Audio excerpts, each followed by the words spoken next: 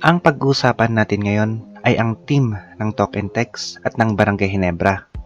Pero bago natin pag-usapan yan ay huwag ninyong kalimutang i-click ang subscribe button at ang notification bell para lagi kayong updated sa mundo ng sports.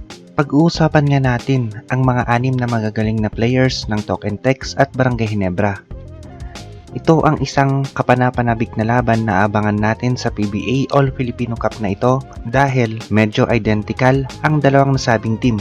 Parehong mabilis ang mga players at parehong sanay sa run and gun plays. Hindi rin nagkakalayo ang statistics ng mga players na ito at napansin ko rin lang na kapag All-Filipino Cup ay parehong umaabot sa top 4 ang dalawang team na ito kasama ang SMB. Pero sa kasamaang palad ay magkakaroon ng disadvantage ang SMB ngayon dahil wala si Junmar Fajardo. Umpisahan natin sa 6 na players na sa tingin ko ay ang magiging main rotation ng Ginebra.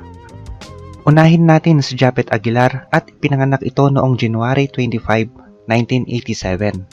Ito ngang si Japet Aguilar ay may listed height na 6'9" at pwede siya sa position na center at forward sa All-Filipino Cup na ito. Ang magandang katangian nito ay ang kanyang athletic ability. Kayang gumalaw sa opensa at kaya ring makabalik agad sa depensa. Ito ang si Japet Aguilar ay 33 years old na ngayon pero maganda pa rin ang ipinapakita niya sa loob ng court. Sunod naman ay si Joe Devans. Pwede rin ito as a center or forward at may listed height na 6'7". Pinanganak ito noong February 19, 1982 at ngayon ay 38 years old na ito. Medyo may kabagalan ng konti pero may kontribusyon naman ito sa team sa pagkuha ng rebound at sa depensa na rin. Pero ang kapuna-puna nga lang kay Judy Vance ay bumagal ito ng konti. Huwag rin nating kalimutan itong si Jared Dellinger kung saan maganda pa rin ang pinapakitang laro. Pinanganak ito noong January 6, 1984 at ngayon nga ay 36 years old na ito pero maganda pa rin ang laro niya sa loob ng court. Meron itong height na 6'4". Naglalaro as a forward, maganda ang depensa at opensa nito, may hustle din siya sa laro. Na-draft ito noong 2008 at naglaro sa team ng Talk and Text sa taong 2008 hanggang 2013 at noong 2013 to 2019 naman ay napunta ito sa Meralco Bolts hanggang napunta ito sa Ginebra noong 2019 at naglalaro para sa Barangay Ginebra hanggang sa kasalukuyan.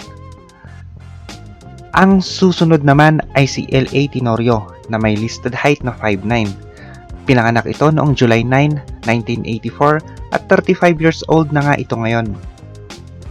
Alam naman natin na malaki ang ambag nito sa laro, maganda ang court vision, kaya eksakto ang position niya na point guard.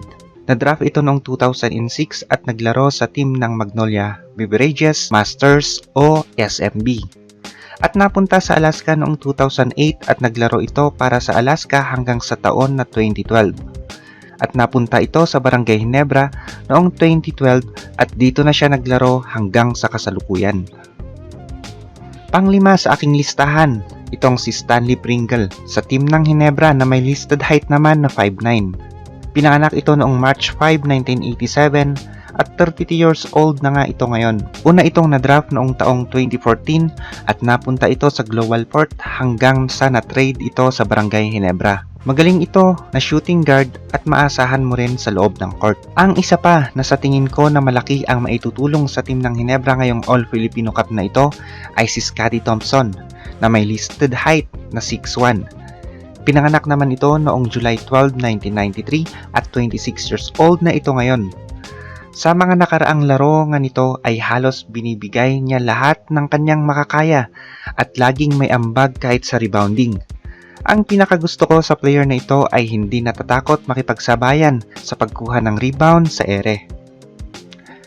Na-draft nga ito sa PBA noong 2015 at ang Barangay Ginebra ang kumuha sa kanya. Hanggang sa kasalukuyan ay dito pa rin siya sa Gin Kings naglalaro. Dito naman tayo sa isang team na sa tingin ko ay maganda rin ang maipapakita sa All-Filipino Cup na ito. Pero sa totoo lang ay 6 ang nakikita kong mangingibabaw sa turneyong ito. Ang Barangay Ginebra, Talk and Text, Northport Batang Pier, SMB, Meralco at ang Magnolia Hotshots. Pero uunahin ko na muna ang dalawa sa kanila at ito nga ay ang Barangay Ginebra at ang Talk and Text. Ngayon puntahan na natin ang team ng Talk and Text at titignan natin ang mga kasalukuyang players nila ngayong All Filipino Cup na ito. At gaya nga ng ginawa ko sa Barangay Ginebra ay titignan natin ang first 6 players nila na sa tingin ko ay mag-aangat sa kanilang team. Unahin na natin ang bagong lipat na si John Paul Eram na may listed height naman na 6'8". Pinanganak ito noong July 7, 1989 at 30 years old na ito ngayon.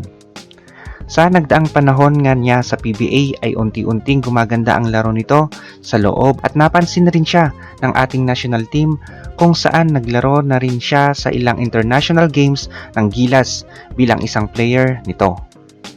Mukhang magiging maganda ang team ngayon ng Talk and Text dahil may dagdag silang tao sa loob ng paint.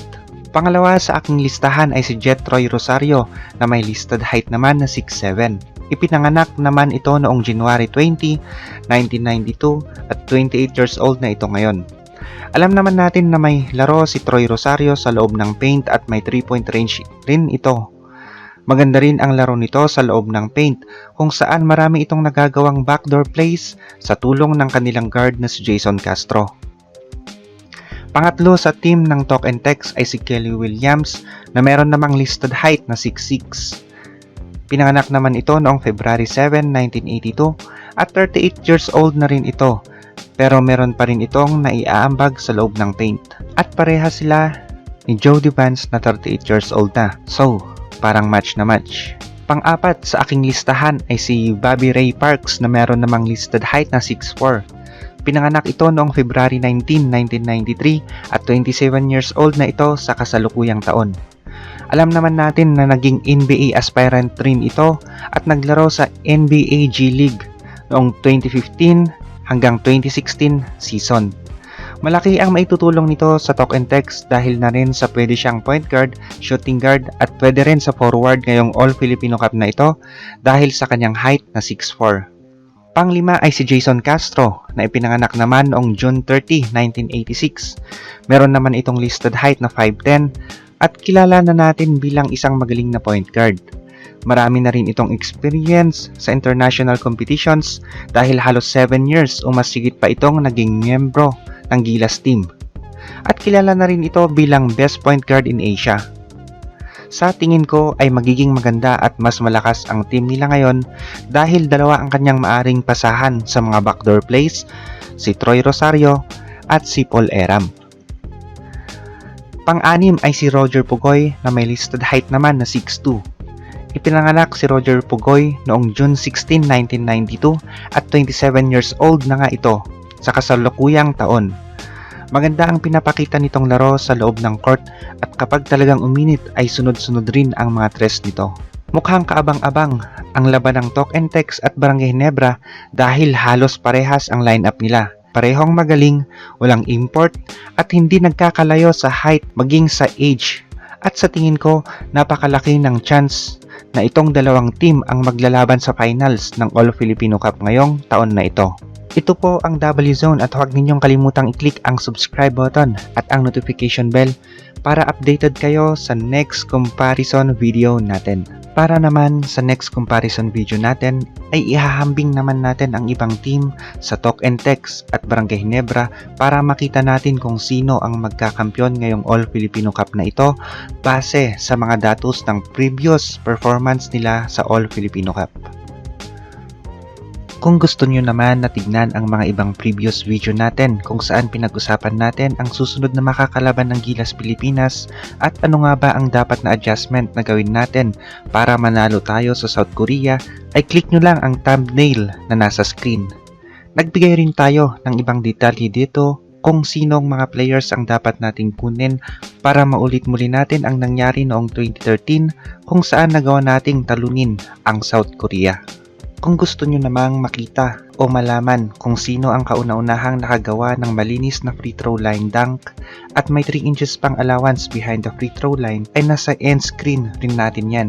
Click nyo lang ang thumbnail para makita ang video.